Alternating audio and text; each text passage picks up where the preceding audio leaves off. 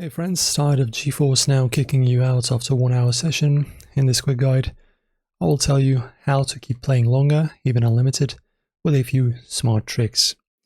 So GeForce Now's free tier gives 1 hour sessions, but here's how to stretch your playtime. You can do a quick requeue. As soon as you get the timeout message, rejoin the queue immediately. You'll often get back in within minutes if servers aren't too busy. You can create 2 or more free NVIDIA accounts. Once one session ends, log out and quickly switch to the second account. Use a different browser or incognito mode to avoid session conflicts. Alternative between browser version and the GeForce Now is a desktop app. Each may have slightly different server queues, letting you switch faster without long wait times.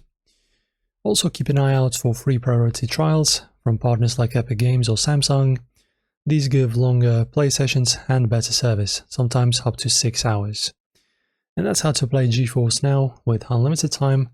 Just rotate smartly and stay in queue. Like and subscribe if this helped, and comment below your favorite game to stream.